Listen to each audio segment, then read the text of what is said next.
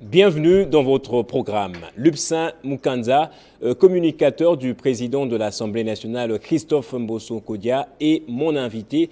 Avec lui, nous allons parler du développement du Kwango, qui tire les ficelles, mais aussi du processus électoral, comment le parti, la CRD, se prépare. Et en dernier lieu, et de manière marginale, nous allons aussi parler de ces derniers incidents qui ont eu lieu à l'INBTP à la suite de l'élection de la nouvelle coordination estudiantine. Si vous habitez aux alentours du Mont Galliema, vous en savez sans doute quelque chose. Bienvenue à vous, Lupsin Mukanza. Merci beaucoup, M. Gaëtan, et je salue tous les téléspectateurs qui nous suivent en ce moment. Merci beaucoup d'avoir pensé à nous, et nous sommes disposés à pouvoir partager les quelques moments. Justement, on va commencer d'abord par la question du développement du Kwango. En thématique, c'est écrit proche de Kinshasa, mais loin du développement. Ma première question, elle est un peu tendancieuse. On accuse M. Mbosso de vouloir tout s'accaparer dans le Kwango. Développement, c'est lui qui va finir par faire élire Tshisekedi. Il a même fait déchoir un directeur général, celui de la SNEL, qui par après vient d'être rétabli par la ministre du portefeuille. Que répondez-vous aux gens qui disent ces choses? Je pense que c'est à tort que les gens tirent ce genre de conclusions. Le président de l'Assemblée nationale, Christophe Mbosso, avant d'être président de l'Assemblée nationale, il est avant tout un élu du Kwango. Alors, de par cette qualité-là, il a dans un premier temps un devoir de pouvoir aussi accompagner le développement et soutenir le développement de sa province. Et pour ce qui est de cette question-là de vouloir tout s'accaparer, vous savez qu'aujourd'hui, nous avons une dizaine d'élus du Kwango qui siègent au sein de l'Assemblée nationale. Et il fait l'ombre à tous ces élus, lui qu'on voit. On ne fait pas ombre, il ne fait jamais ombre à ces élus. Vous savez que de par les fonctions qu'il occupe, certaines questions vitales qui touchent à la province, évidemment dans les cadres avec le gouvernement, même si c'est les députés, et il est avant tout, la primaire lui est toujours réservée dans ce sens-là. Même aussi, naturellement, par rapport à la position qu'il occupe. Ouais. Alors cela ne signifie pas qu'il fait ombre aux députés. Les députés sont les élus du peuple. Ils ont les canaux par lesquels ils communiquent, même et pour faire le suivi des questions qui touchent au développement de la province. Mais ce qui est particulier avec le président de l'Assemblée nationale, et je veux quand même vous dire une chose, vous savez qu'il a commencé à se battre pour le développement de la province, il n'était même pas encore président de l'Assemblée nationale. Au Kwango, si vous allez, les gens savent pertinemment bien que quand il a commencé à se battre pour l'électrification de la ville de Kenge et de ses environs, qui n'est jamais arrivé. Qui n'est jamais arrivé, il n'était pas encore président de l'Assemblée. À cette époque-là, je me souviens qu'il était en contact permanent avec le FPI, avec un projet pour que le FPI finance les études de faisabilité.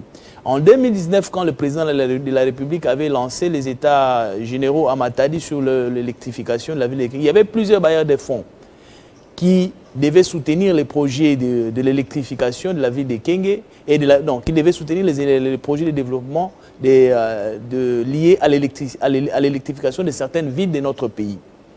Il s'est posé seulement un petit problème avec la province du Kwango à ce moment-là parce que la province du Kwango n'avait pas encore des études de faisabilité certifiées et approuvées par la SNEL et certains experts. C'est ce qui a fait que pendant les assises de Matadi, le Kwango ne pouvait pas présenter un projet chiffré et bancable en ce qui concerne l'électrification de la ville de Kenge. Il a fallu par la suite se battre pour résoudre cet épineux problème. Mais là, le président de l'Assemblée nationale, il n'était pas encore président de l'Assemblée, il était un simple élu, a pris cette question à bras le corps. C'est quelque chose, être un élu déjà, puisqu'un président de l'Assemblée nationale est avant tout un élu. Voilà. C'est-à-dire que quand il a pris cette question à bras le corps, en se battant pour aller chercher le financement, ce n'était pas parce qu'il était Mbosso, non. c'est parce qu'il avait le souci de sa population. Il est resté dans cette logique-là, même en étant président de l'Assemblée nationale. Donc, sur certaines questions, si on le voit à gauche, à droite pour se battre pour le développement de la province, c'est légitime. Il ne fait pas ombre à d'autres élites. Alors, on a reçu récemment un jeune politique, oui. Je pourrais le citer, Chid Derrick, membre du parti de Vital Kamerhe, et il a affirmé que M. Mbosso Kodia a mis à la tête de la gestion des bus Transco son propre fils. N'est-ce pas là une autre forme d'accaparement? D'abord, j'ai essayé de me renseigner. On me dira que M.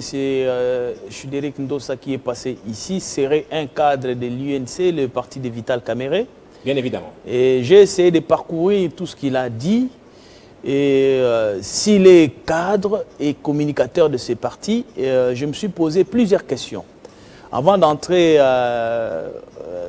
en profondeur par rapport à la question que vous venez de me poser, oui. Sur les Transco, il est allé encore un peu plus loin pratiquement pour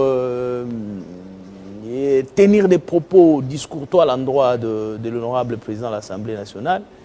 Et c'est une attitude que je qualifie d'irresponsable de sa part. En tant que cadre d'un parti politique, membre de l'Union sacrée, on ne pouvait nullement entendre ce que nous avons entendu de la part, permettez-moi, et de la part de ces jeunes hommes qui est passé ici.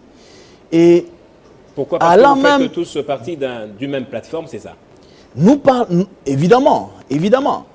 Alors, cette attitude-là, le monsieur qui débarque dans un plateau et commence à raconter des histoires, je vais y arriver en profondeur, m'a pratiquement donné quelques interrogations. D'abord, je me dis, au sein de l'INC, il n'y a pas, la discipline n'existe pas. Au sein de l'INC, c'est resté ou c'est demeuré toujours ce parti-là qui forme pratiquement des chauves-souris. Aujourd'hui, l'INC est attendu pour pouvoir accompagner les chefs de l'État sur tout le plan.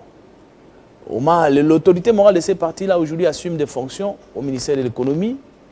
Les gens, la population a formulé plusieurs attentes par rapport à son avènement à ces ministères-là.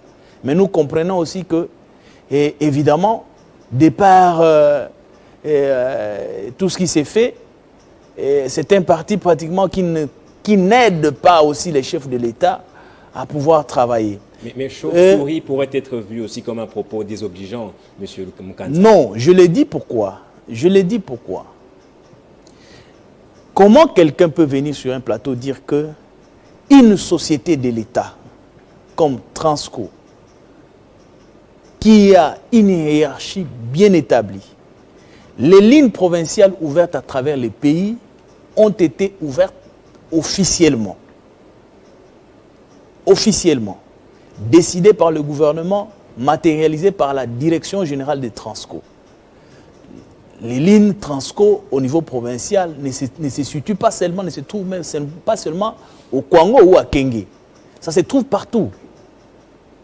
Comment vous pouvez vous imaginer que Transco, qui a ses responsables, il y a même un coordonnateur chargé des lignes provinciales qui existe au sein de, qui coordonne tout ça. Pensez-vous que Transco peut envoyer de bus, créer une ligne comme il a fait dans toutes les autres provinces et confier la gestion à quelqu'un qui ne fait pas partie de cette société? C'est possible, les interférences politiques sont possibles ici. Malheureusement, vous êtes un journaliste d'investigation. Je pense que ce que notre frère a dit, c'est totalement faux. Je vous ai dit ici que dans les cadres de l'élargissement des lignes Transco, le gouvernement avait décidé dans un premier temps d'envoyer des bus. Au Kwango, nous avons réceptionné des minibus qui font la ligne interurbaine, c'est-à-dire que dans la ville de Kenge seulement. L'idée était, dans les 3 mois qui ont suivi, le Kwango devait encore bénéficier d'autres bus qui pouvaient faire maintenant la ligne Kinshasa-Kenge. Il se peut que ces projets-là, dans sa deuxième phase, ça a pris du temps. Le président de l'Assemblée nationale à travers son fils qui est aussi un acteur politique majeur, ça il faut les reconnaître. S'ils ont mené des démarches, ils ont fait des plaidoiries auprès de Transco pour que la promesse faite par Transco lui-même et non le président Mbosso se matérialise. Qu'on donne le deuxième lot de bus pour faciliter le transport des populations vers Kinshasa et Kingi. Parce que Transco, généralement, les prix sont un peu plus bas par rapport à d'autres sociétés de transport qui opèrent dans notre province. C'est ce qui a été fait. Le président Mbosso a plaidé, son fils a fait le suivi. Il a fait le même plaidoyer comme son père. Oui, oui. Il a fait le suivi pour rappeler peut-être que vous deviez quand même honorer nos populations. Il y va même de l'intérêt, parce que même quand il disait que c'est quel bilan il a, mais tout ça fait partie du bilan. Alors, quand on cherche. Frédéric Moussa semblait être intéressé ou préoccupé par les érosions qui continuent à gagner du terrain dans le Congo, à Kengé précisément. Alors, sur quelle route vont justement rouler tous ces véhicules trans que vous cessez de faire acheminer là-bas? Voilà. D'abord, pour Transco, je crois que les gens ont compris que il n'y a jamais eu une gestion de ce bis-là par un fils du président de l'Assemblée nationale. C'est faux. Le rôle, c'est faux et archi-faux. Il s'est limité à faire des plaidoyers. Il s'est limité à faire des plaidoyers et c'est légitime pour, en tant que Congolais, en tant que ressortissant de la province du Congo. Et qui gère maintenant ces bus? Ces bus, ils ont toute une organisation indépendante. D'ailleurs, là-bas, vous connaissez, c'est une société de l'État qui fonctionne comme toute autre société. Ouais. Vous devez être engagé à Transco. Et Transco, généralement, il envoie les agents, comme ça s'est fait partout. Si vous êtes dans une entreprise, on peut vous envoyer à Kisangani, partout pour aller travailler. C'est comme ça, les agents qui travaillent là-bas ont été envoyés là-bas. C'est vrai qu'en termes de personnel, chaque société qui arrive, ils doivent aussi créer, faciliter, créer aussi des emplois sur le plan local. On a recruté des gens qui travaillent jusque-là, peut-être à titre, dans une période d'essai, qui passeront au moment opportun des tests pour être aussi engagés. Et ça, c'est pour les contrôleurs, ceux qui se promènent ainsi par.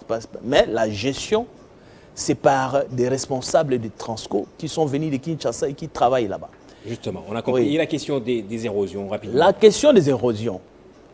Monsieur Gaëtan, je dois vous dire qu'il n'y a pas seulement pour cette question d'érosion. Aujourd'hui, d'entrée de jeu, oui. Vous avez relevé que le président de l'Assemblée nationale était au four et moulin pour la question de l'électrification. Oui. Cela signifie qu'il apporte toujours de l'intérêt pour le développement de la province.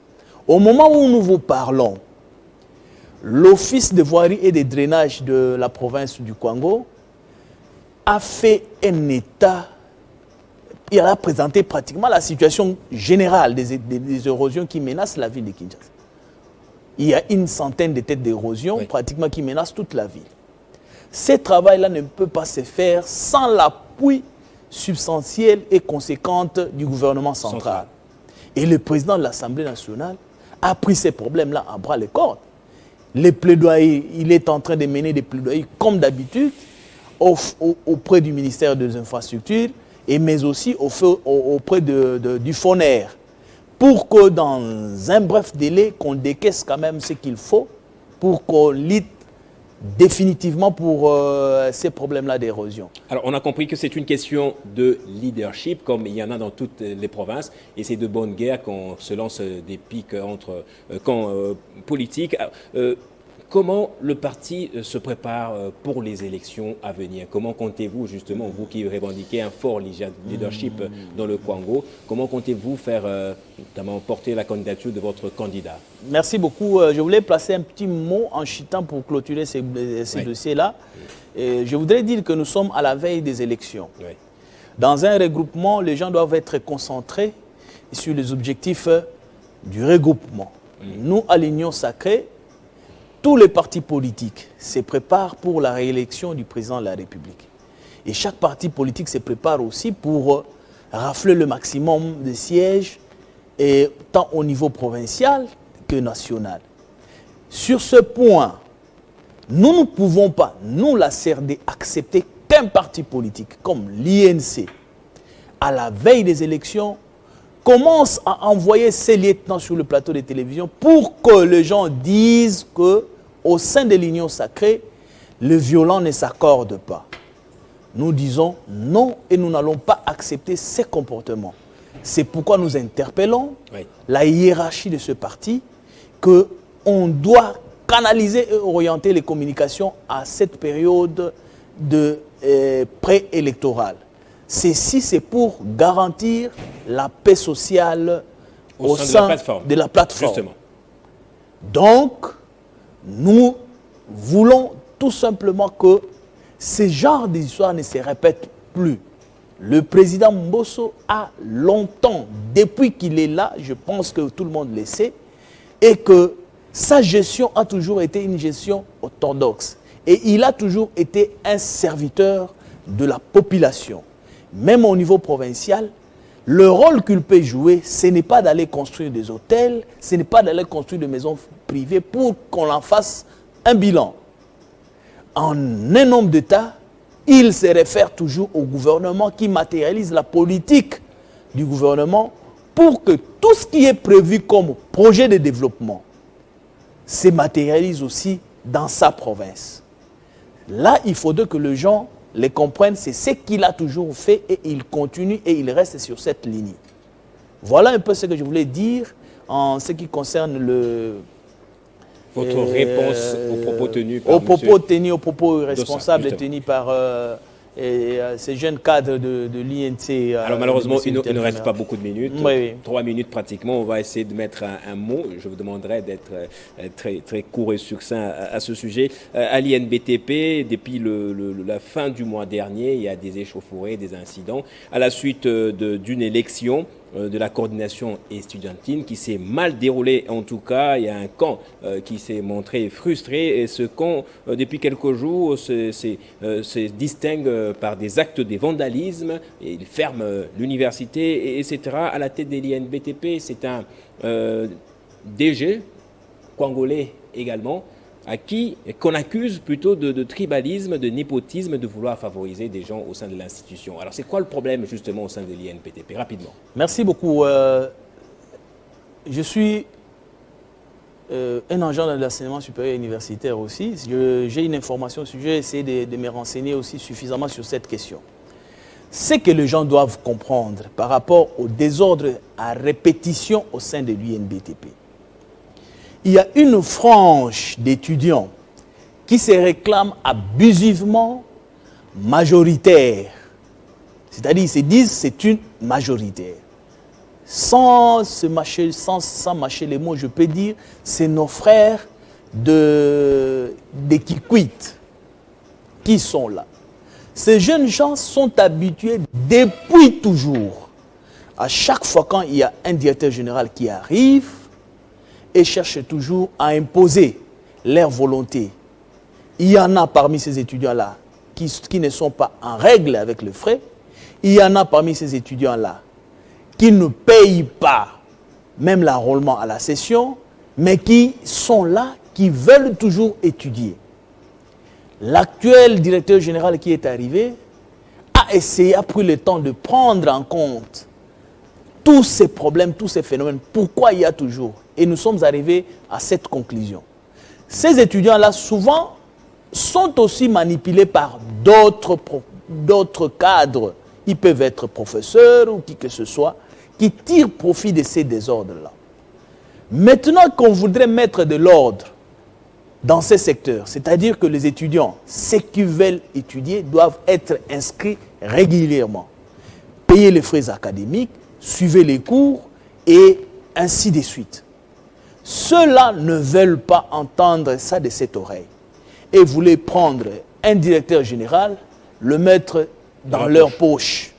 C'est-à-dire à tout moment, ils peuvent l'appeler pour lui dire que non, monsieur, vous devez nous donner de l'argent. Si vous ne le faites pas, on crée les désordres. Il est créé pourquoi? Et il pense toujours que quand on le fait comme ça, nous créons les désordres.